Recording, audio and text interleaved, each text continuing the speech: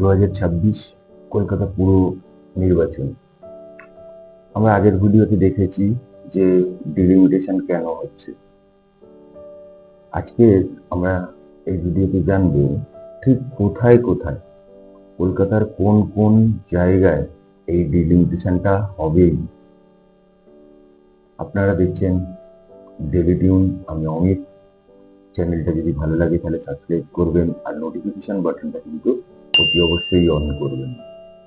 আর যেটা করবেন সেটা হচ্ছে ভিডিওটা লাইক করবেন আর শেয়ার করে দেবেন।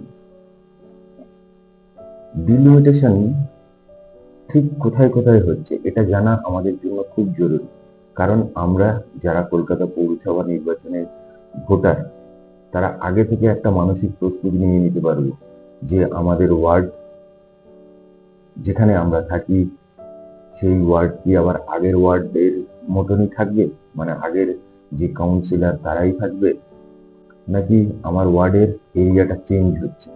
এতে আমরা অনেকটাই মানসিকভাবে তৈরি হয়ে যেতে পারবো। যদি জানি যে আমার ওয়ার্ডটা ভাঙছে না বা আমার ওয়ার্ডটা ভেঙে যাবে, তখন আমরা আগে থেকে কিন্তু অনেকটাই মানসিকভাবে প্রিপারেশন নিয়ে রাখতে পারবো যে নতুন ভোট কিভাবে কি চিন্তা নিয়ে যাব গিয়ে নতুন ভোট দেব। প্রথমেই বলে রাখি, কলকাতা উত্তর থেকে দক্ষিণ এবং মধ্য প্রায় সমস্ত কলকাতাতেই এই ডিলিমিটেশনটা হচ্ছে। তবে সব থেকে বেশি যেটা হচ্ছে সেটা হচ্ছে টালিগঞ্জ, বালিগঞ্জ, কসবা, পূর্ব বেহালা, পশ্চিম বেহালা এলাকায়। কসবা এলাকায় আগে ওয়ার্ডের সংখ্যা ছিল 6টা, এখন সেটা বেড়ে হচ্ছে 17টা। যাদবপুর এলাকায় আগে ওয়ার্ডের সংখ্যা ছিল 10টা, এখন সেটা বেড়ে হচ্ছে 16টা। বেহালা পশ্চিম বা বেহালা ওয়েস্টে আগে ওয়ার্ডের সংখ্যা ছিল 10টা, সেখান থেকে বেড়ে হচ্ছে 17টা। বেহালা পূর্বেও সবসময় মিলিয়ে এখন ওয়ার্ড হবে 16টা।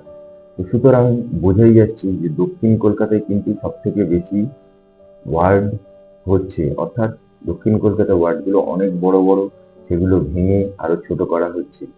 এরপরে আসবো আমরা ঠিক স্পেসিফিক ডিটেলসে যে কোন কোন ওয়ার্ডগুলোকে ভাঙা হবে, কোন কোন ওয়ার্ড অ্যাকচুয়ালি ডিলিমিটেশন হচ্ছে। সেই ওয়ার্ড নাম্বার দেওয়া থাকছে আমাদের ডেসক্রিপশন বক্সে। আপনারা ডেসক্রিপশন বক্সটা চেক করুন, সেখান থেকেই জানতে পারবেন যে আপনার ওয়ার্ড আদৌ ডিলিমিটেশনের আন্ডারে আছে কি আছে না। আজকের ভিডিওটা এই পর্যন্ত।